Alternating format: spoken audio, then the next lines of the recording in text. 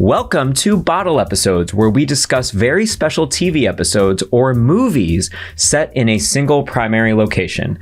I'm your host, CJ Arellano, and today we are talking about Undertone, the very creepy horror movie that just premiered earlier this year, March 13th, 2026. It was written and directed by a filmmaker named Ian Twasson in his feature filmmaking debut.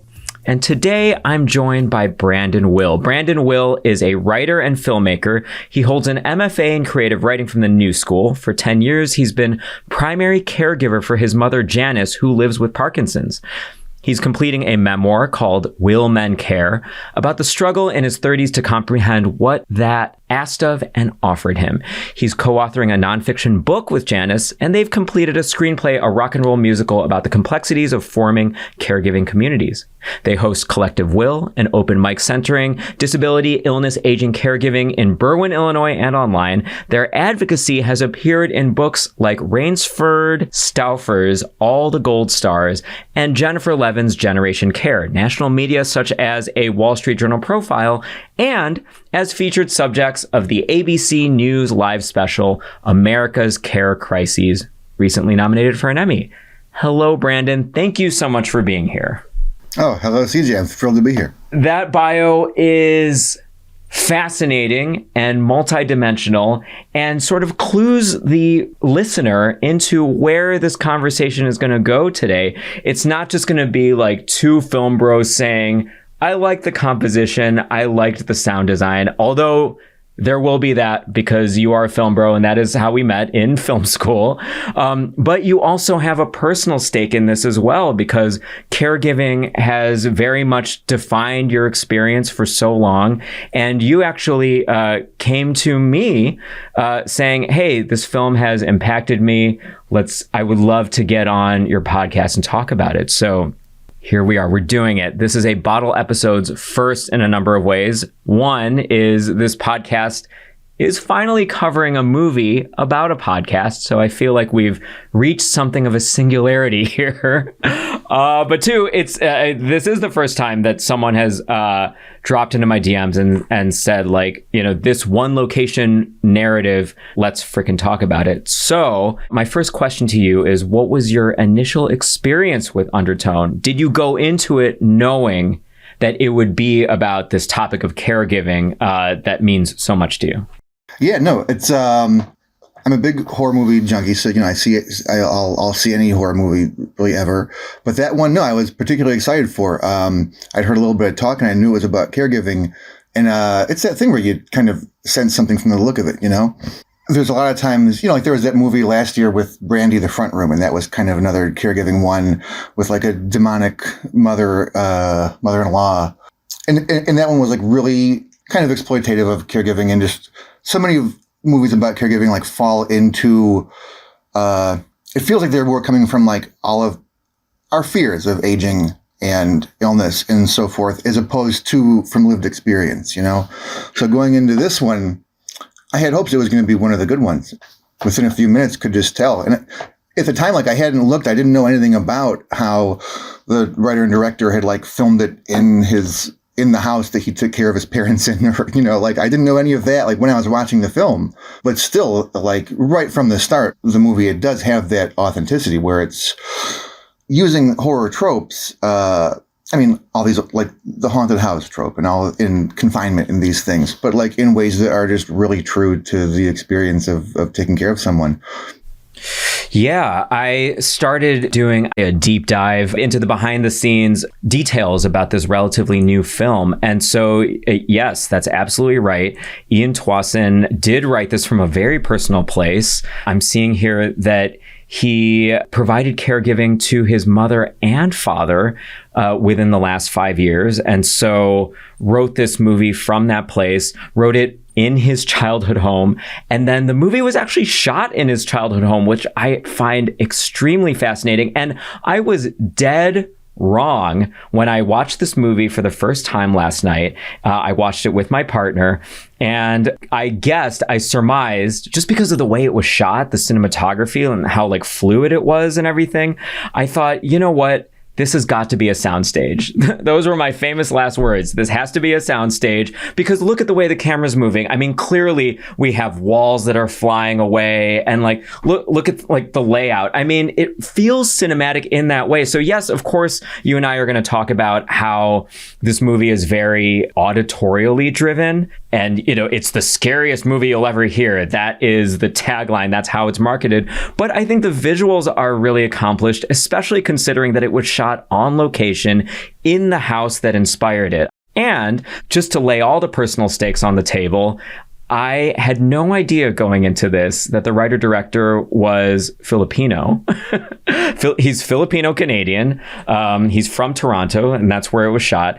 And then in retrospect, I was like, freaking duh, because of all of like that Catholic imagery, you know, these guilt feelings around family and, you know, feeling tied to home, but also wanting to get away from it. So I knew going into it that it was like, it had this movie had personal stakes for you, but then in retrospect, I was like, oh my gosh, there's something connected to my identity as well in this very unexpected roundabout way. So I want to get into it.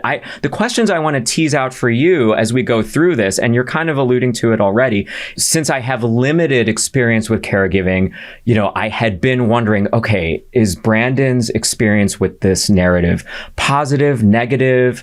Are there tropes that he's kind of like tired of, or does this all feel true to life or authentic, etc.? So, you know, we'll be teasing that out as we go. But just for the listener's sake, and this is all very meta today because this movie is about podcasting, and here we are podcasting. So there's this low level fear that we're going to like release a demon or something as we go through this experience. Hopefully not. Yeah. We will see. But we are going to spoil the hell out of this relatively new film. So if you haven't seen it, you know, it's available on PVOD, pay video on demand now. So check the movie out first and then come back. But here we go. Here's a full spoiler-laden synopsis. Evie is a young woman raised Catholic who lives alone with her comatose mother, and she's acting as her caregiver. With her co-host Justin, who lives in London, she runs a horror podcast called Undertone, which reports on supernatural cases. Before their next recording, Justin receives an anonymous email containing 10 mysterious audio files. Evie and Justin listen to the files as they record their latest episode. The files were recorded by a man named Mike, who seeks to capture evidence of his girlfriend Jessa talking in her sleep. In the recordings, Jessa sings London Bridge as she sleeps. Justin plays the audio backwards and insists he can hear her voice saying, "Mike, kill all." Evie struggles with her caregiving duties, which take an increasingly emotional toll on her. Later, she learns she is 6 weeks pregnant, and the father is her negligent boyfriend, Darren. At her mother's bedside, Evie confesses that she feels unfit for parenthood and ultimately decides to make an appointment at a woman's clinic. Evie and Justin listen to more of the recordings, which grow increasingly disturbing in nature. Jessa speaks gibberish that Justin plays backwards, revealing the phrase, "Come in, Abizu." Evie learns that Abizu originated as an infertile woman. As a demon, Abizu now jealously drives mothers to murder their own children. The more Evie and Justin listen to the recordings, the more Evie witnesses supernatural phenomena surrounding her mother. Loud banging noises, lights flickering, her comatose mother moving on her own, and a Virgin Mary statue that appears in various places throughout the house. Evie and Justin listen to the 10th and final recording. Jessa tries to warn someone who is listening, whatever that means. Someone calls into the podcast and tells the co-hosts that Mike and Jessa were from Evie's hometown. They were found dead with plastic bags over their heads and drawings of babies on their walls.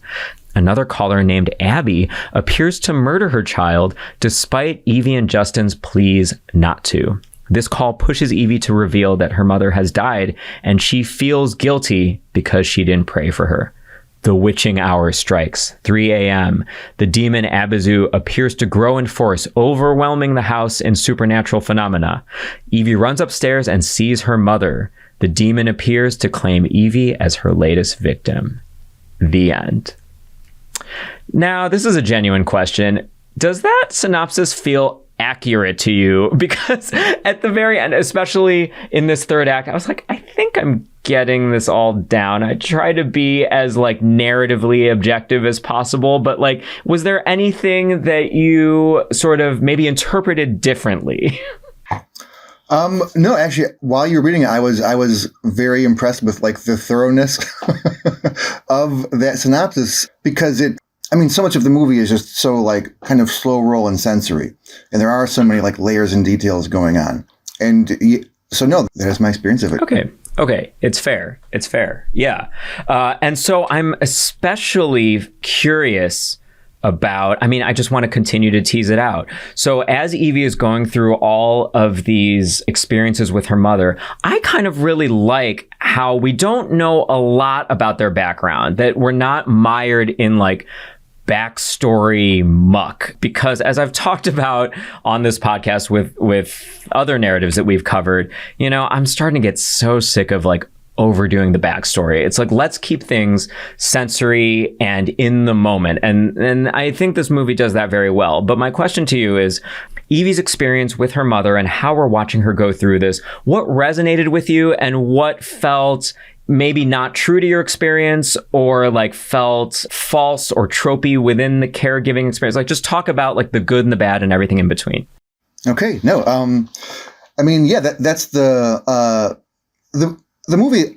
It really did. I feel like it hit that mark because we got enough of their relationship and we got enough to feel some of the complexities of it, and some of the complexities behind the caregiving, because I do think that is, what kind of every caregiver grapples with, which is also one of the great things why it keeps the details slimmer, because it is just more accessible for everybody to kind of feel it, like project themselves in there who's been in this experience. Because I've always considered myself one of the lucky ones, in that like caregiving is never lucky and it's terrible and it is hellacious. But me and my mom had always had a good relationship, and she was like my supportive parent. And I know a lot of people who enter into caregiving situations with a parent who they had not had a great relationship with. And that's a whole other thing. Caregiving does bring out every era of your life. So there have been times where like teenage me is brought back, and, like simmering resentments that you didn't realize were there come out in difficult times, which is something I thought the movie did like really fantastically. And those are things that you navigate as your relationship. It does evolve through caregiving, and it completely changes, what a person's relationship is. All in all, like I felt like Undertone, I didn't feel like it was exploitative.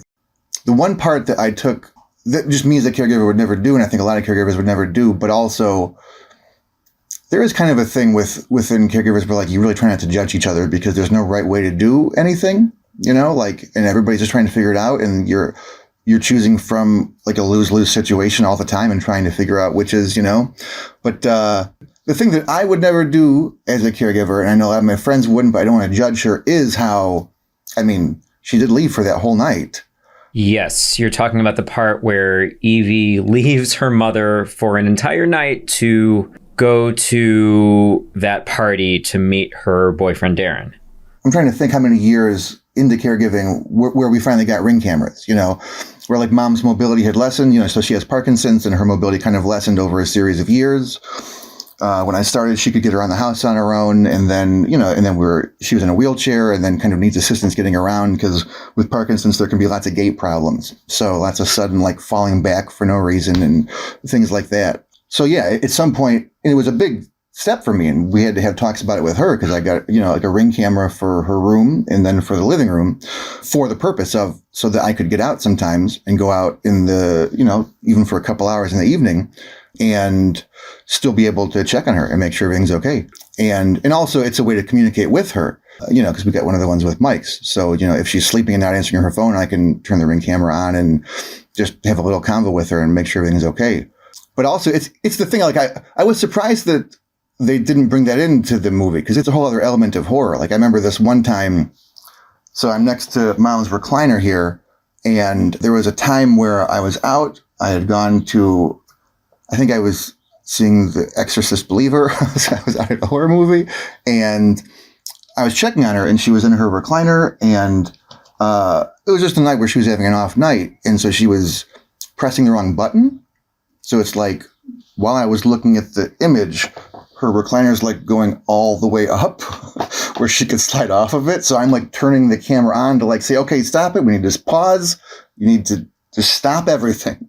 And then let's hit the other button. And it was terrifying. But so to wrap that around too, like, you know, like when she's leaving for like the whole night without a camera or anything to check on her. Oh, totally. But I think that's what I really appreciated about this movie was that it was very psychologically specific to this character.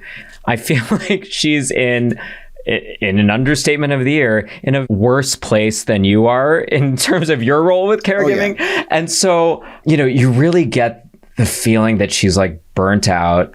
She's very spent. She says right at the beginning, she says like, I just want it to be over. Yes. So it's right there in the text. Like she's kind of, she's very depleted. And so I think that decision to go leave for a night, very misguided. It's one of those moments that you're yelling at the screen. Certainly my partner and I were yelling like, that does not seem like a good idea. But I bought that she would do it because, you know, the movie really does boil down to her guilt. I mean, so much is about Catholic guilt and how her exact words at the very end are that she feels like she killed her mother, which is like, that's a very strong thing. But she says it's because I didn't pray for her. So to sort of backtrack from that psychological place where she feels like she's responsible for the death of her mother, you know, in a way, maybe the neglect was kind of like, conscious or top of mind, a little bit like I've had it, I've been pushed to a breaking point, and so I think I'm just going to leave for a while, and like whatever happens happens. If you recall, Brandon, she comes back from the party and she kind of like fixes herself some tea. She doesn't even run into the house to check on her mom immediately after. So there is a part where she's kind of like, she's already let go. I think she's like in a very dark place about, you know, her role in this relationship.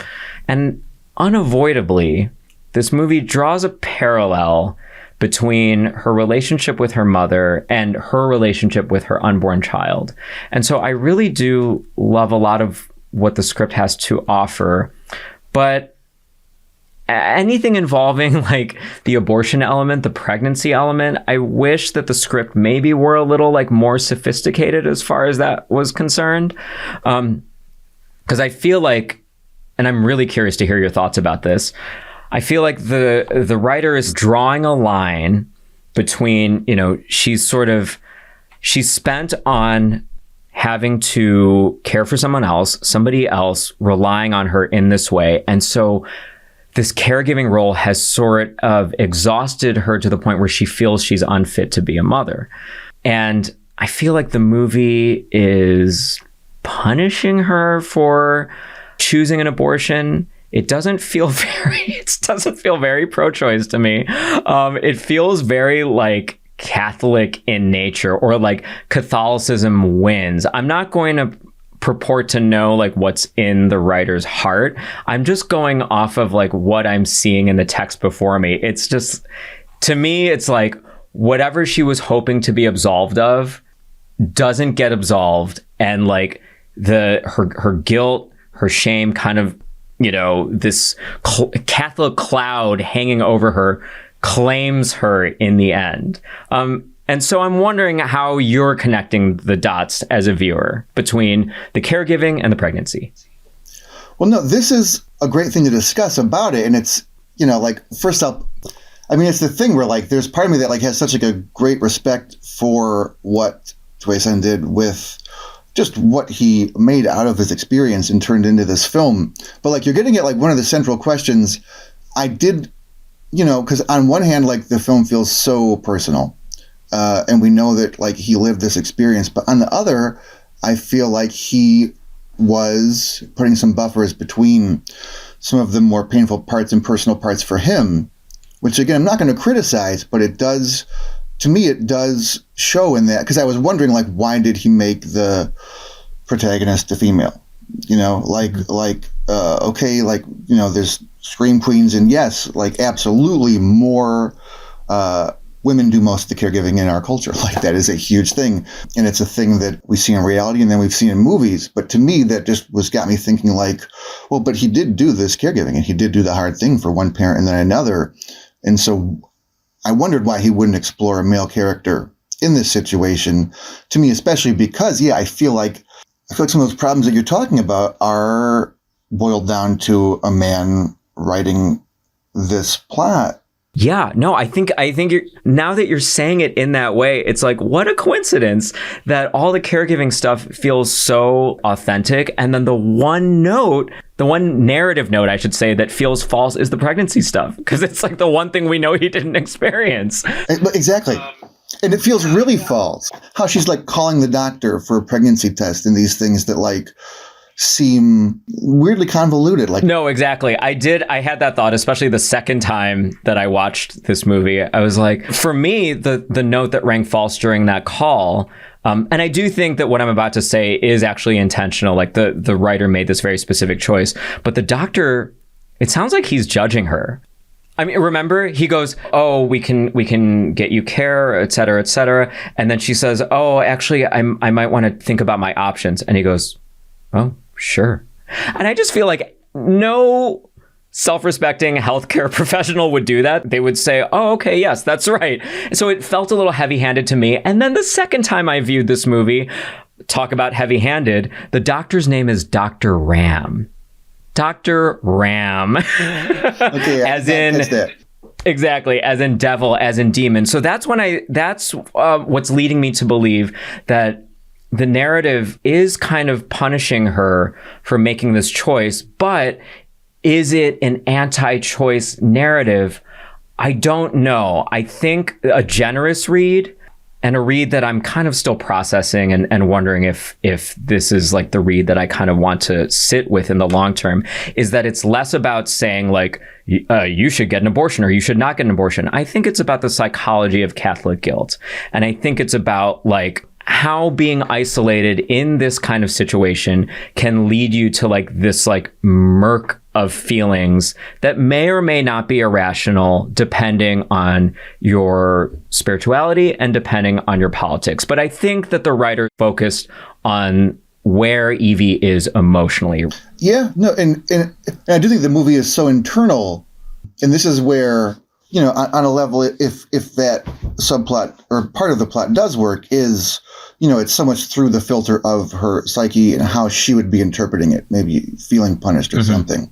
Yeah, I feel like he could have gotten either a co-writer for that part or left it out and left more room, because those same emotions you feel with caregiving. Like you'll feel like you're being punished with caregiving sometimes. You know, like there have been times where like I've literally wondered like is there a reincarnation in a past life? Was I just like the worst person any of us know? You know, like because. And I know I'm not the only one to feel that. You know, I mean, like it can be grueling and it can feel very, very punishing.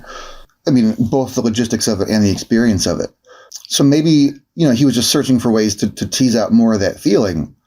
Yeah, the caregiving stuff is just so lived in, and that really does feel a little bit like a dude maybe just kind of dipping into some areas that he should get a reader on first. Yeah, exactly. Yeah, a second opinion there might have been nice.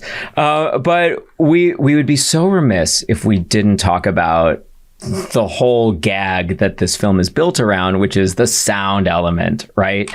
To connect the sound element to this caregiving element, what it was kind of doing for me was that when I was discussing the movie with my partner afterward, we were talking about, yes, the claustrophobia, yes, the isolation vibe of the whole movie and how we only have one person in an on-screen speaking role. Yet at the same time, both of us felt that the world did kind of open up a little bit, because it is relying so much on your imagination that we didn't feel like we were in this house the whole time because of this sound element, because of this podcast element. And, you know, that relates back to like Evie's emotional journey here and what podcasting means to her. It is this way, it's a solace for her. it is this way for her to like open up the world. You know, she says it in the beginning to her co-host. He's like, oh, do you want to do this at a later time? And she says, no, like this is what I look forward to. Like this is providing like a kind of peace for me. And so I do think it's interesting that when we talk about this infinite soundscape and how the podcast element of this movie is like opening up the world, it does so in a lot of ways. It does so supernaturally. Like it's literally a gateway to like another demon dimension. And it's also opening up the world for Evie. And maybe, you know, this is a little bit in my headcanon, but maybe she sees a future in the undertone. It's like, what does she want after her mother passes, right? Which at the beginning of the film, she kind of sees as an inevitability. She says, I kind of just can't wait for it to be over. You know, maybe she sees podcasting as like something beyond whatever this is. And she says a line early on, which I really like. She says, I just want this to be over. And I also want to get out of here, she says. Now, does she mean here, her situation, here, her house, here, her hometown? We don't know, but she wants something, you know, she's like Belle from Beauty and the Beast. She wants much more than this provincial life. And so I think that's what this unique sound element does for me narratively. It opens up the world for us and for Evie. What did you think about that in terms of like what the sound design was doing for you as a viewer and as someone who can relate to the caregiving aspect? Yeah, no, I mean, so many thoughts, but yeah, first of all, with just the sound, because it's interesting how you're talking about how much it opens it up, because I interpreted it and felt the same with how much of a lifeline just, you know, her friend and co-host is. And then even like when they're getting these tapes and hearing them, I feel like for her, and we've seen how isolated she is, and it's that like reminder that like, oh yes, other people have lives and also difficulties in their lives. You know, so it's that like connection to, because caregiving does become so all consuming. The flip side of what was fascinating for me about the audio was being a caregiver is how, I mean, she's literally using it to cancel out everything except for escaping. I mean, for me, like I can tell you, like caregiving did change how I hear. I mean, it's probably some PTSD stuff or whatever, but like there, you know, so I mean, like earlier on in the caregiving, like mom had some falls, you know, and there was one terrible fall where I was in the other room and heard it and still hear it. And there were a number of things like that. But so like I got to the point where like when she was still getting around the house, like she has like a U-step walker and it has brakes on it. There's a little click on them. But like I'd be in my like room with the door closed, but like I can hear when the click, when she would click the walker, when she's going to be walking around, you know? So it like brought in some like hyper honed kind of, like I took some Limitless pill or something, you know, where there's senses I never knew I had. And I do think that caregiving does do that to you. So to me, it was really effective how just like she wants to literally just block that out with like the strongest equipment that she has to do so. Earlier in the movie that they talked, I mean, because yeah, like, and with her, like her mother they know that they're waiting on the end and that she's close to it. And the aide had talked about like the death rattle and stuff, you know, but so I can guarantee you, it's a thing that like I think could have been played with and a different filmmaker would have, but is, you know, because I feel like she would hear that breathing. She would hear her mom's breathing from the dining room sometimes. Not always, but there'd be moments where, you know, or a cough or a something. And then to hop to because I don't want to forget, this is one of the elements where I feel like it was really kind of effectively using his autobiographical stuff. Because like looking into him, found out he was like doing this like Wattpad writing, and he won like an award for some like Wattpad thing he wrote. So it's like the stuff that he was doing while caregiving. Like he was writing this movie also, like at the time, but he was writing these like, it's all these like genre. I couldn't even find the actual Wattpad thing. It's gone now because this was some years ago, but you could see how like in this Wattpad thing and him winning this award, and now he's written and directed a film. Like you could see how he was like trying to grasp onto anything. Like, yeah, what is after this? So I think what you're picking up on with her in the podcast, and she just, like, what is after this? And wanting something like concrete, not just some, because it's so constricting when you're caregiving. And then you have all these ideas of like, there's so many things I'm missing out on and so many things I could do. But the idea of having an actual concrete, like, can I picture, because that's another thing, and I keep spiraling off, but like, but when you're caregiving, like, you do get to a point where, like, it's really hard to picture next week, next month, you know, and oftentimes, like, I've been in this place where, you know, with mom, she could be around for many years, you know, or something terrible could happen and it could be way shorter than that. So I'm kind of like living in both of those all the time. We're like planning for the, like, what happens if this is over sooner? And what happens if, how are we building a life that can sustain it if it goes on for another decade? Yeah. A number of things. Well, I want to ask you, every question I want to ask you kind of takes us away from the film because I'm so like, I want to ask you about like you and like your experience and everything. One of the questions I have, and your bio alludes to this a little bit, but I want to hear from you, is do you have any, like, what has been your Undertone podcast or Wattpad? Like what has been your thing that's kind of like keeping you or like allowing you to project onto like the outside, etc.? Like what has kept you sane or grounded? No, I mean, that's been a journey to encapsulate it more quickly. Mom's health was getting worse when I was in grad school at the New School in New York, and going for my creative writing degree with a kind of focus in writing for children and young adults.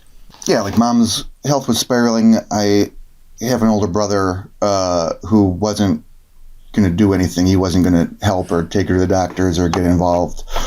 He was the Darren. Well, yeah, exactly. Yeah, his name is similar to that, with just a couple letters different. I convinced myself that like I was going back to Michigan for like 3 months to finish up my book. Like that was kind of how I was able to like extract myself from, because it's that thing where like it was a time where I was graduating. And it's kind of a really important time, you know, like all my other friends are getting jobs and I was actually turning down a job at one of the big publishers.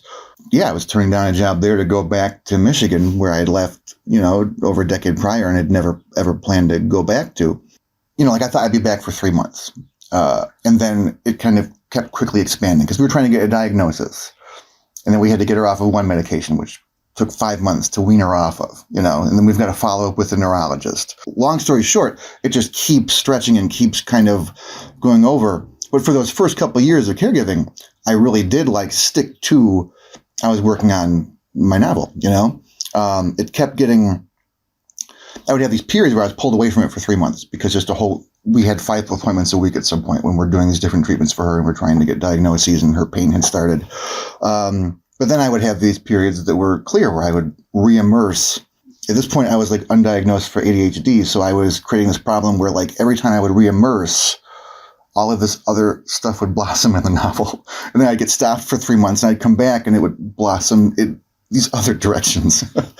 But there were a few years where when things got really tough, like my writing had like just completely disappeared. Completely. And I was in that place where, I mean, you know, like people you came up with, friends, they're publishing books, they're starting families, they're doing all these things. And it was just that feeling like I'm in this, I don't know what it's going to take. It's consuming. And it's also the thing where like, I'm really good at it. Like I'm really good at caregiving. And I think that that's, I mean, people who are caregivers, you get good at it. Like you become an expert at your person.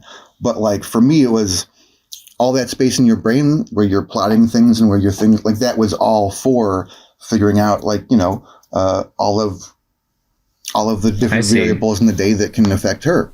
Yeah. Like all of like the writer brain stuff, like the narrative logistics, etc. Like just how you're able to organize complexity. Now that is all being dedicated to your mother and this caregiving role. Exactly. So I'd reached that place and yeah, like there was a good year or two there where I just like, you kind of hit that bottom sometimes where it just feels like, well, all right, I think it's kind of over for me. Right. You're feeling like you're missing out, you're sidelined. You had said to me, my life kind of feels like a bottle episode in a way. Like you do feel kind of like in this caregiving bubble. And that's definitely something that this movie conveys very, very well. And so I take it that like you're kind of using your writing or like your creativity to sort of like reach back out of that bubble. And what's really unique is that you're collaborating with your mother as well on some of these projects. And that's what did it. Yeah, to jump to that part of it, I mean, like, Mom, she was a journalist, and then so it was at some point during the pandemic where, so she had always planned to go back to college after she retired, and then everything in her life changed too, and we just found ourselves in this position where, like, I thought I would have been teaching by now, and she thought she'd be back in school, so I started kind of like tutoring her, and then she got really devoted to her writing, and then we were writing together, and that's what kind of started to get me out of it. And then it was the thing where I was helping her write some personal essays, but everything I was writing was kind of the experience of caregiving, which was important, and it's turned into some great stuff. But then, like, that kind of blew everything open, because that led to, like, I'm doing some caregiving writing, a lot of it, but also started writing everything again. So I got back to my young adult novel, and I'm finishing up this, like, really weird, like, queer, dark fantasy, blue-collar fairy tale book, which has been like the escape from the caregiving writing stuff. And that has become really crucial in the last years in just picturing, because in those years where it was tough, it was just because everything that I had planned for was completely gone, Mm-hmm. So it has been in the rebuilding that, like, oh no, like, there are ways this can go on, that life can go on either way, whether I'm doing this for many more years with her or whatever happens. So that creativity did become a lifeline. So I can really, really relate to that element of the movie is so real. I mean, it's great that both of you have been able to kind of reclaim your original dream, your original path, not in the way that you certainly thought, but that you're sort of like, you're not letting this derail you altogether, and that it's been hard won. Like, it's happened over years, and like, to get to this point feels like it's been a journey that you've taken separately and together. So, I mean, it's really cool. It's really inspirational. It's the total opposite thing that happens in this movie. Yes. Yes. The arc for Evie and her mother doesn't end well. What did you? So I'm curious about this list that you have on Letterboxd about this genre that you've sort of dubbed caregiving horror, which I think it's hilarious that there was enough horror movies about caregiving that you can lump them all together and say this is a very niche subgenre.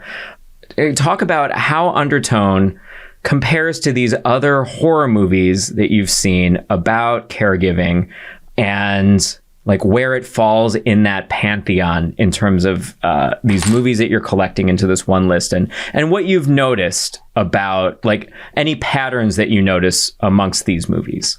No, absolutely. I mean, and I've got a lot I can say there.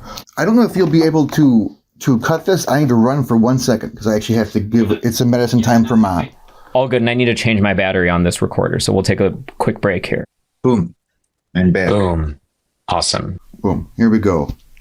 Cool. And it's funny, we just experienced what I was talking about earlier, where, like, the alarm was about to go off for her medicine, but I could hear the breathing change. And yeah, I definitely wanted to comment on that as well.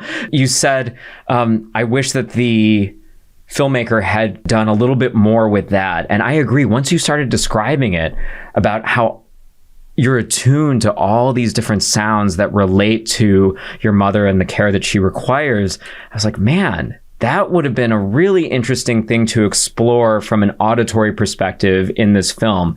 Yes, we get all of the sounds that they hear in the podcast, and we get all like the supernatural sounds, and like that is some masterful sound design, really layered, really eerie. And I'm reading here in my research that the filmmaker was very precise in the script in terms of like how those sounds were going to go, how they were going to be distributed, like within, that 5.1 soundscape. He had predetermined so much of it, and you hear that. However, it would have been great if we got a little bit more about the auditory life of Evie outside of the supernatural stuff. Yeah. And that, like, I wish that we had played more with the sounds related to like what, all those different things that she has to do and all her tasks and everything, and how she's like attuned and like really hardwired to be attentive to those sounds. And in all respect to him, just like as a person, besides of a filmmaker, I wonder if, just with his own trauma from the situation, like maybe he couldn't go to certain places yet. I think I read that they're going to get to do a sequel or something else in the same world.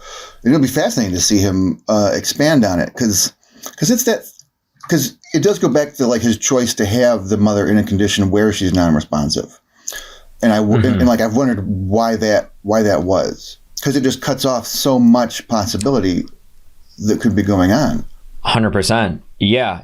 I mean, we get some pretty effective scares in terms of the mom, moving around and being where she shouldn't. But that's definitely something that I wanted you to comment on as well. Like, is that, we're not really getting the mom side of things, are we? And I think that is maybe one of the limitations of this film from that caregiving perspective. And what I love about how you're telling your mom's story and your story and how you plan to funnel your experiences into these various creative projects, it sounds to me like we're going to hear both sides. And that's just exciting to me as a viewer. I want to hear both sides.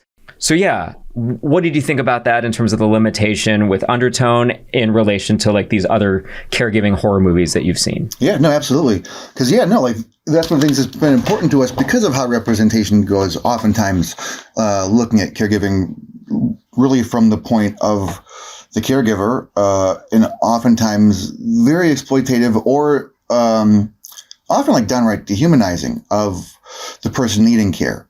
And I do think that I think it's one of the things that in general, most of us, if not all of us, are most terrified of is the concept of need and being in a place of need, losing agency to whatever level of degrees. Like, did you ever see that one, The Taking of Deborah Logan? It was like a found footage one. It's another one that is largely one location. I mean, but again, like so many of these caregiving movies are, because that is the nature of it. I mean, caregiving is a bottle episode, like it extends for years, often, and often not. Often it's a concentrated experience. And that's the thing where I don't know his experience with his parents and what level of responsiveness there was. And also he is writing this one specific moment where the mother is close to the end. And that was an artistic choice. So again, really don't want to be knocking the guy, but there's just so much more.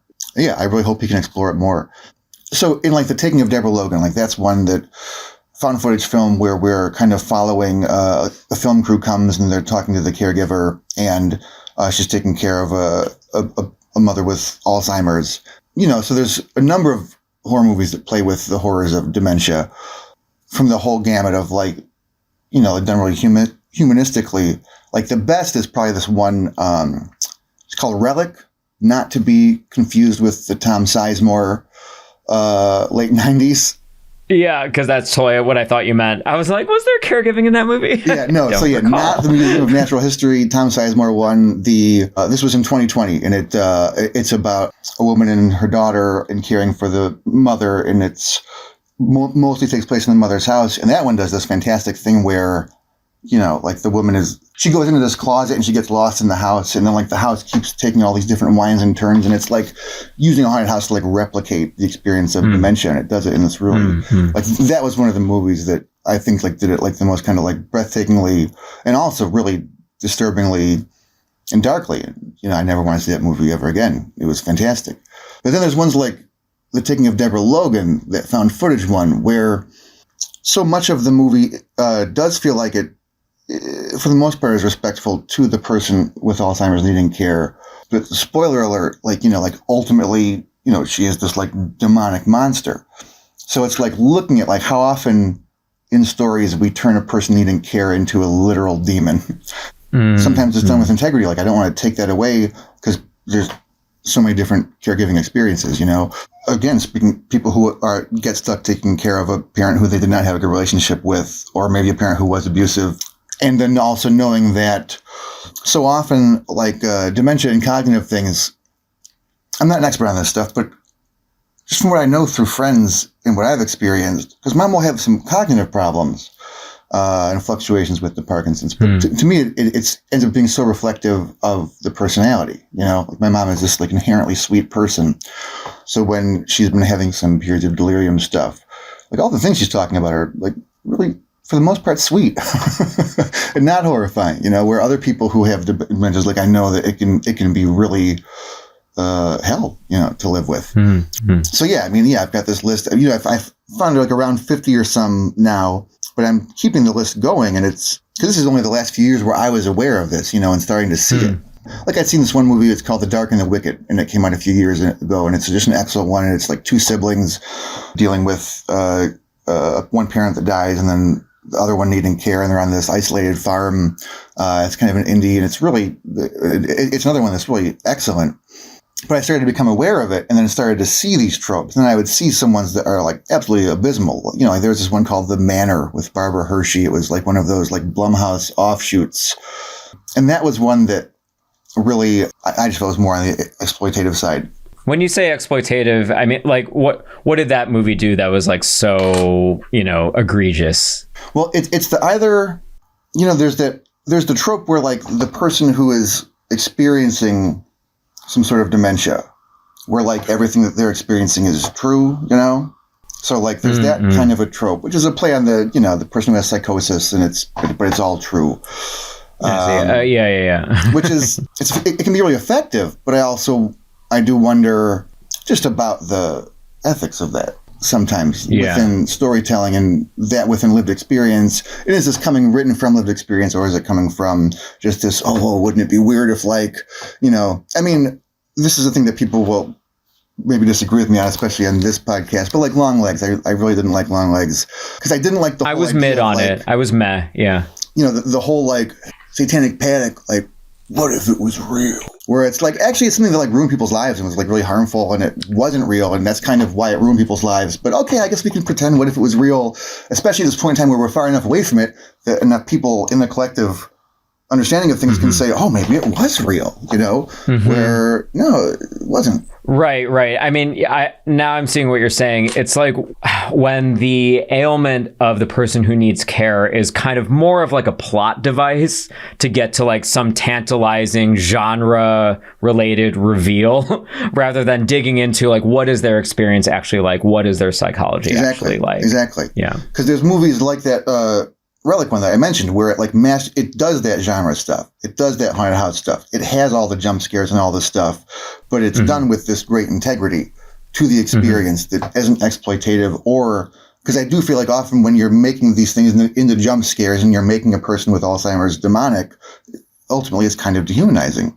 Not to say that there aren't evil people, and if they got dementia, that would be terrible. But it's murky, Yeah, and those portrayals are kind of like validating our fears more than like exploring them.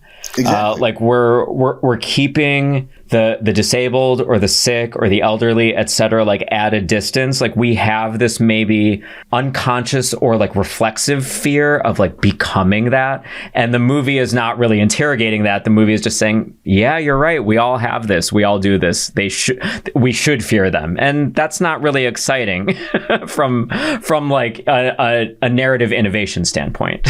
No, it's this is really thrilling because you just put it better than. That's this idea I certainly couldn't quite put in those words, but because yes, like we do live in this culture that there are some leaps, but we're in a big backslide now with the relationship to how we look at people who are disabled, and living with disability. And there is absolutely this huge like us and theming, which is constantly reinforced, and now it's being reinforced quite a bit by the administration. It's this murky thing that's in our history, like ugly laws and all these things that were like really pretty recent that like literally kept disabled people like tucked away. And now like we kind of reinforce a lot of that because the world really isn't accessible. It's really hard to take the subway and stuff when you have a person with a wheelchair because you don't know, it's even Chicago is pretty great with it, but there's only a certain number of stations that have elevators. And then out of those, there's always a percentage that are down.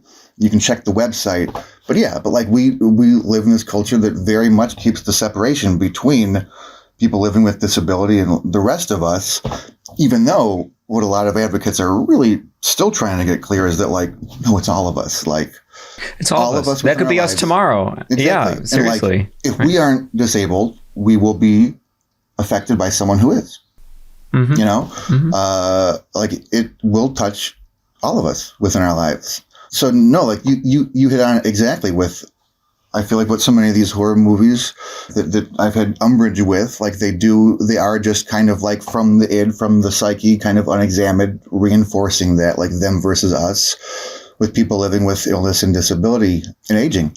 And it's something that is done so casually, and then these movies do it casually. You know, like there's the really egregious ones, like that movie, The Front Room with Brandy, I would say was really egregious, and it really focused on a lot of the bodily aspect, you know. I mean, like that was like Poop City, the movie, you know. Oh, yeah. And that's the stuff that everybody wonders about with caregiving and stuff. You know, all caregivers deal with it to one degree or another. But also, it actually doesn't have to be as horrifying as we certainly build things up to be, like helping a person with, you know, the activities of their daily living. Right, right. It's like, that's living. That's life. It's life. Let's grow up.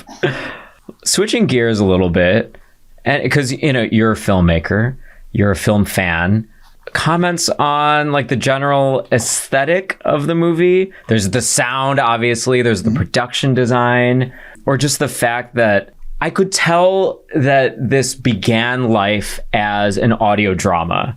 That felt very apparent in terms of how the script was unfolding.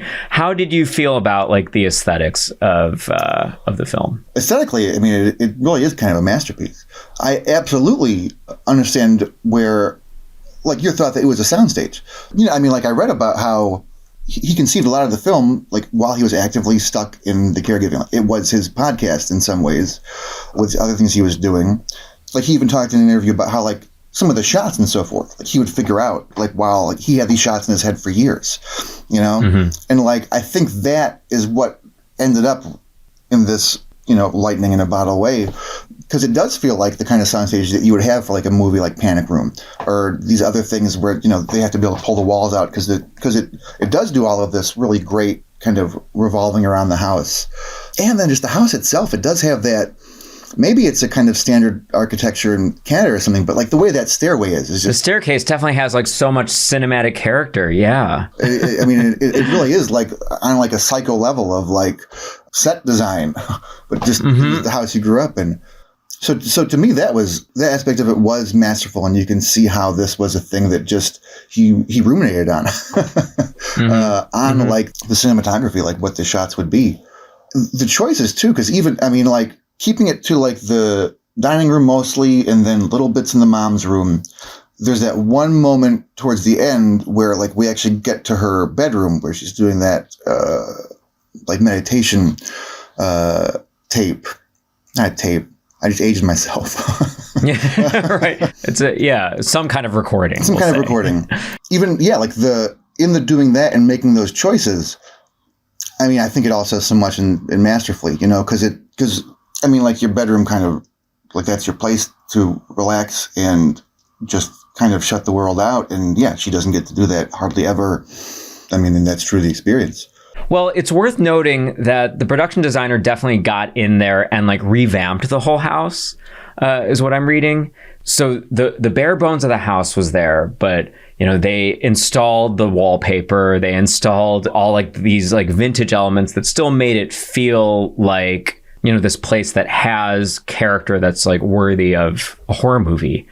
And, you know, of course, like, once the drawings come and appear on the walls in, like, that big, loud third act finale, then we're firmly in production design land. And the cinematography transforms the space further with, like, all of those, like, Z-axis rotations that at first I was wondering, why are we doing so many Dutch tilts? And then you realize that it is the point of view of the demon. So I thought that was, like, a nice little slow burn reveal. So, you know, he has this foundation of, this is the home that actually inspired the events that I'm writing about, but his production designer, his cinematographer really, like, further transformed that space in a way that I thought was really effective. And he plays with negative space in a way that I thought was, like, ooh, so good. There's this one shot that I think is maybe my favorite of the entire movie, where Evie is talking with Justin,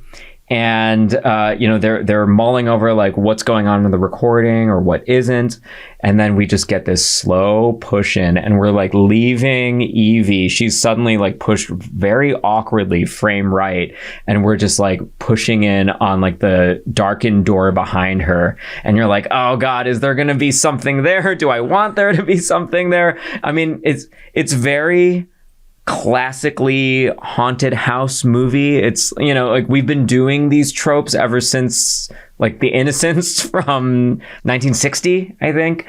All that to say, like, this is all very classic. No, are you doing that on purpose? Yeah. Okay. For our listeners, Brandon very shrewdly, very meanly started moving his camera away from himself and to the door behind him in a way that fully creeped me out. So nice work. But yeah, it's all of these spare tricks that amount to something that does feel net new to me from an aesthetic perspective because of this podcast conceit. And I thought that the audio forward narrative, it does work. However, I'm going to say something that's a little bit okay. I think that all told, the story probably would have been more effective, more like really nerve jangling as a podcast as opposed to a movie. And yeah, so it's not even a criticism. All of these things, all of these nitpicks, we're not dogging on him necessarily. We're just sort of like poking at what could have been the full potential of this movie. Like, it's a miracle that this movie exists, but it's always fun to pull on the thread of like what could have been this movie at 1,000% as opposed to the 90% that it's at. It's a miracle that any movie exists. Exactly. And I think it's part of the magic of ones like this one where when you look at it, like, there are so many things to pick apart, and there are so many things that maybe quite don't work or are quite, but the overall effect completely casts you like under its spell, and you are completely in that world while you're in it, which I think speaks to its mastery, 100%. And like, where I'm gathering this insight that I think it would have been even more effective as a podcast is that the second time I watched it, I was sort of like taking notes, getting my recorder ready. And then I ended up listening to the movie more than I was watching it. And especially that third act finale where the haunted audio files and the demon that bursts forth from them, when they appear to sort of overtake Evie, and then she's consumed by the soundscape and she's sort of lost in the haunted audio files at the end. And we can only surmise that in classic horror movie fashion, those files that have now trapped her are going to end up in some other email inbox somewhere else. To me, that is just more genuinely creepy to listen to. And I can imagine listening to it literally on a podcast and going, oh God, am I now listening to the haunted audio? Like, am I going to be haunted by this demon? All that to say, there's this meta quality of listening to haunted audio recordings that's necessarily lost when you turn it into a movie. So I would actually love to see Ian Twasson explore this audio space more. I would love to hear like audio dramas from him. I know that Paranormal Activity, that franchise, has sort of claimed him, or he's in talks to make the next Paranormal Activity. But I really do hope that he makes genuine audio only podcast, because I think he has like a very unique gift as far as that's concerned. Yeah, no, he absolutely does. And that's the thing, like, we can hope that him doing the Paranormal Activity just lets him do a whole, like, whatever he's got on deck. Yeah, exactly. It's like, go nuts. I'm really excited to see what he does next. Do you have, because I genuinely have a feeling that we could talk about this movie and caregiving horror and caregiving forever, but out of respect for our listeners, do you have any like final burning thoughts that you'd like to get off your chest, Brandon?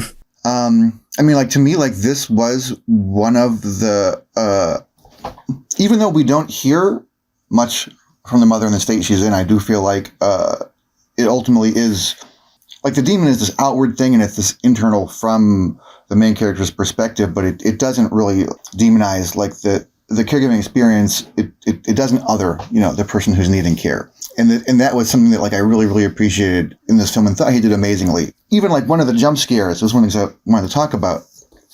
One of the jump scares is when she gets back and she's made the tea and then she finds her mother falling on the ground. And that is so true to the life of caregiving. I think everybody finds their person on the ground at one point or another. But it's the thing, like it was playing the horror of the experience and not just making it, because there's so many aspects of the caregiving experience that because of fear are like really easy, I think, for like an artist to devolve back to that like tittering, teenager or 20 something. And I really appreciated how this movie didn't do that. And how there was a really respect and kind of a sacredness for the caregiving relationship. There are these like top tiers of movies that really, you can tell are written from some sort of lived experience or really understanding of it. And Undertone absolutely fits in that top tier and is out of there's a fair amount of muck where it's just kind of id and fear and, othering. Nice. No, I love that. My final thoughts, I thought that it was a spare but very effective horror movie, striving to do something unique within the genre. It made me excited for the idea of more like auditory driven horror movies. So I hope that it kicks off this trend. In terms of the characters, I thought that, as we've been talking about, you could feel how personal and really psychologically rich the movie was. And in a very unexpected way, my Filipino Catholic upbringing was definitely triggered by this movie in a very real way. Catholic guilt is something that never leaves you as much as you think or hope that it will. So yeah, I guess like the overall lesson is when you're a genre writer or when you're any kind of creative writer, mining your life for these story details can really make a narrative that you're working on feel really rich. I'm not sure it's always recommended to dive as deep as Ian Twasson did, to the point where you're writing the movie in the house where your experiences took place and you're shooting it. Yeah. That's the trauma. Exactly. That's at your own discretion, dear writers, and we leave it to you in terms of how much you can handle emotionally. Any final thoughts, Brandon? No, I mean, I feel like that's a great one. I feel like we can look at and to me, I just want to end on with that credit for Ian Twasson with we can see things that could have been done differently or improved, or this would have been neat or that would have been neat. But ultimately, he really revealed a lot and he brought such reality and something so great to this. And if there are areas that he as a person wasn't like ready to explore yet, artists don't have to completely bleed out, for their audience. I hope maybe one day that he would experience that more. And I think it'd be fascinating and I think he'd do it masterfully. But I think that this piece of art that he made, coming directly from that experience, I mean, wow, he did it really in a just phenomenal way that is kind of, a miracle in itself. Awesome. We'll leave it there. All right. And with that, this has been Bottle Episodes. If you've enjoyed being on lockdown with us, please leave us a review on Apple Podcasts. Brandon, where can listeners find you online? So people, some of the writing I've done with my mom is at our website. It's ourwillpower.com. So it's our-will-power. Also, but you can find us we're Our Willpower on Instagram and YouTube and TikTok and in our Substack. And then, for me personally, I've got my letterbox, which is BG Will. And that's where people can find us. Nice. And I will link to all of that, including Brandon's letterbox list of caregiving horror, in the show notes. And dear listener, you can find me on Instagram at CJLGVA. And if you have an idea for a bottle episode from film or television history that we should cover, or if you're trapped in a single primary location and need to send a distress call, email podcastbottleepisodes@gmail.com. That's podcastbottleepisodes@gmail.com. Say bye-bye, Brandon. Bye. Thank you. Bye-bye.